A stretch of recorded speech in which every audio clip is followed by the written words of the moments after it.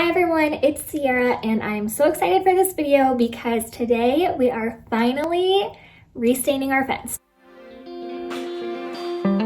So this is something that I think I mentioned at the beginning of the summer that I wanted to do. I've been wanting to do it for a long time. So here's a little picture of the before, and then this is what it will look like by the time this video is over. So right now I would say the stain color of our fence is kind of like a reddish color.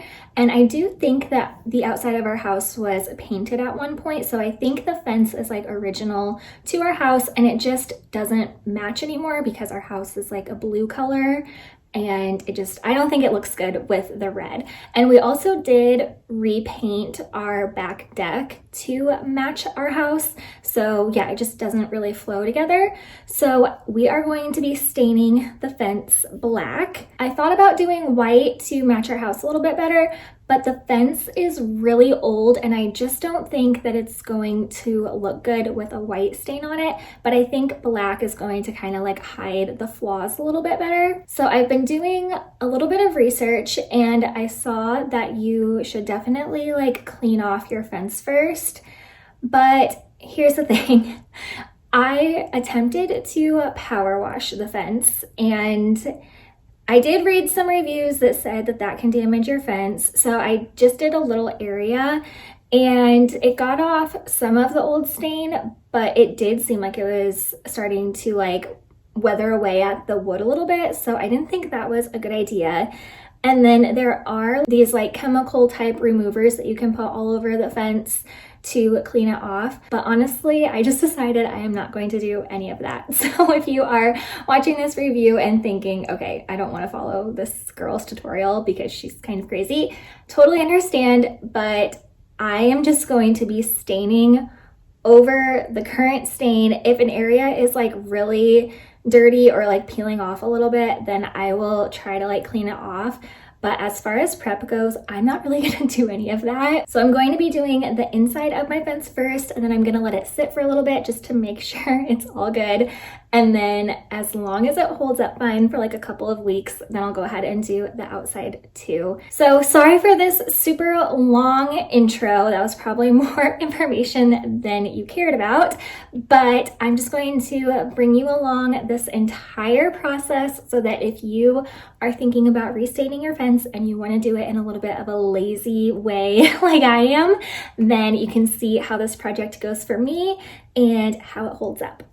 Okay, so here was the status of our fence before the project. So you can kind of see the colors of our deck, and then our fence is, like I mentioned, a reddish type color. And don't mind all of our weeds. We cleared out all of our landscaping before we started. All right, it's the next day and I just went to Lowe's and got the supplies. So I got this kit. It says 4-piece kit for decks and fences, so I thought that was perfect. And then I just got the Valspar 1-coat exterior stain and sealer because that also said it was for decks, siding, fences, and outdoor furniture. So I got the neutral base and then tinted it black, and the black one I think was called like Darkest Night or something like that. Yeah, Darkest Night. So that's all I have for my supplies, so let's get started. Getting the stain ready, and Harvey found a cozy spot to hang out.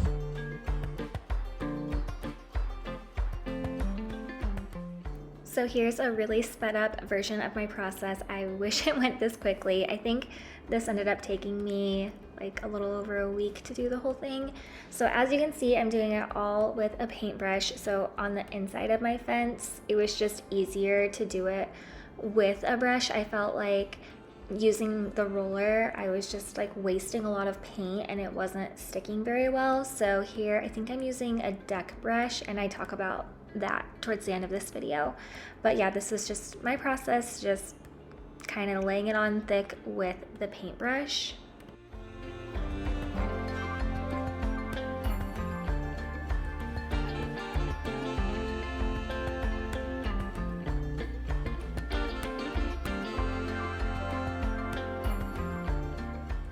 Okay, here was the last final stretch of the outside, and my husband was so nice to just help me finish this up when he got home from work. But yeah, we found that the roller worked better on the outside where we didn't have those horizontal boards. And then here is like the middle point of when I was doing the inside of the fence, and I think I just wanted to show like a side by side of how it was looking. So you can really tell here the comparison between the black and the red, and the black looks so good.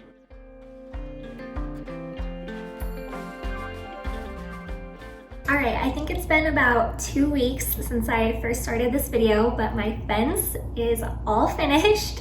So I'm going to share like my tips and how the whole thing went, and then I will show you how it turned out.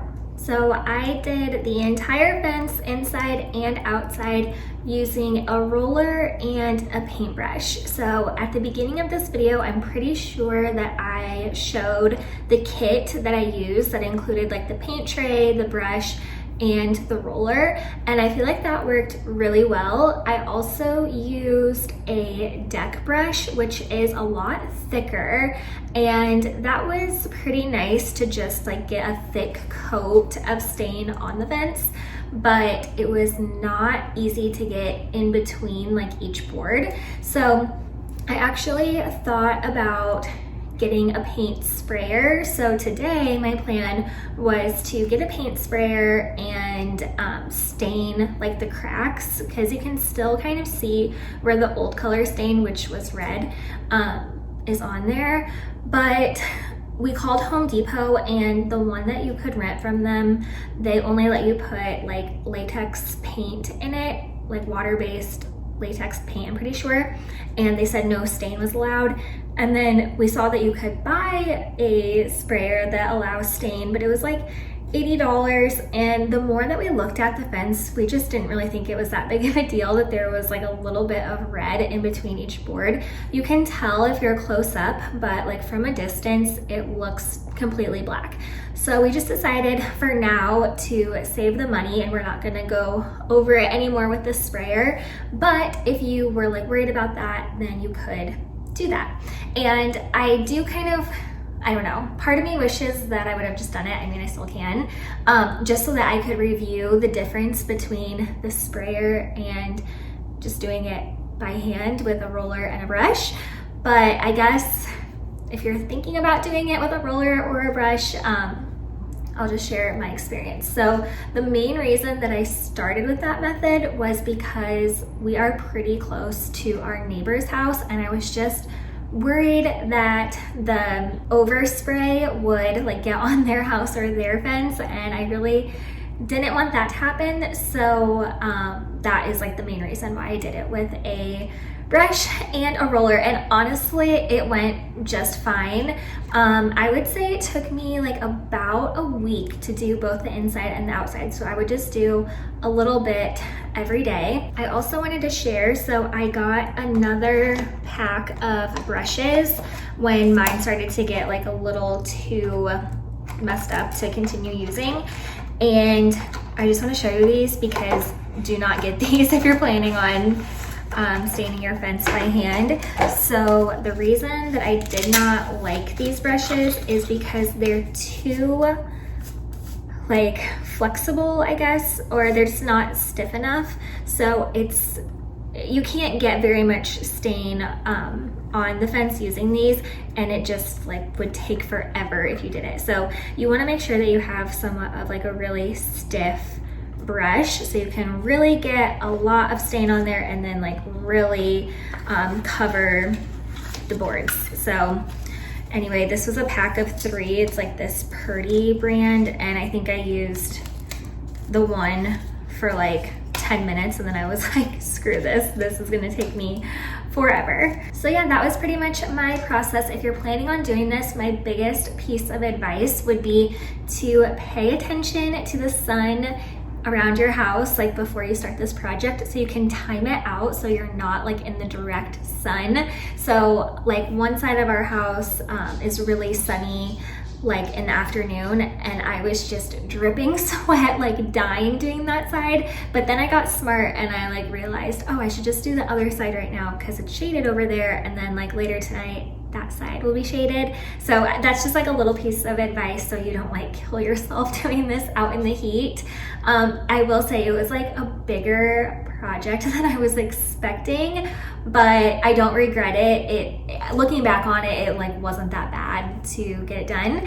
But yeah, I don't really know what else to say about it. So if you have any questions, then just leave a comment below and I will answer. I'm also planning on typing up like a whole blog post on this process, and I feel like I'm a little bit better at explaining things when I have a chance to like think about it and type it out. So you could also check out my blog post on thehomeblondie.com. I'll make sure to link that below as well. But now let me show you the fence and how it turned out. We had a little bit of a storm, so I need to clean off our deck, and I don't want to show like too much of the houses around, but this is what it looks like just straight out of our back door.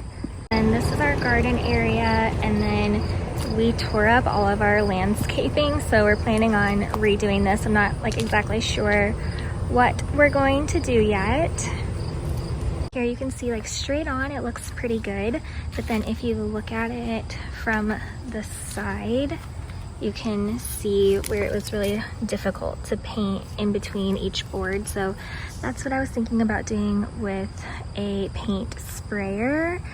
But at this point we're just gonna leave it, and we might need to touch it up anyway because if you remember, I didn't do like a ton of prep work, so we're interested to see how this holds up.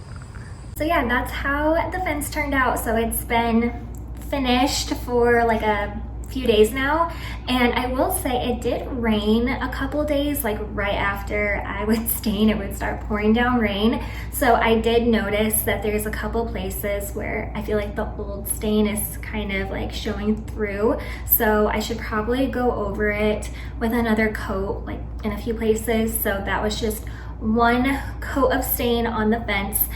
I will say another downfall to staining your fence black is that spider webs show up a lot more than with like a lighter color stain. And then also like after it rained, all of the mud like along the bottom of the fence kind of splattered up, so there's like little specks of mud that are pretty noticeable. So if you're thinking about staining your fence black, those are just a couple things to keep in mind. And then yes, at the beginning of this video I did mention that I basically did not prep the fence at all.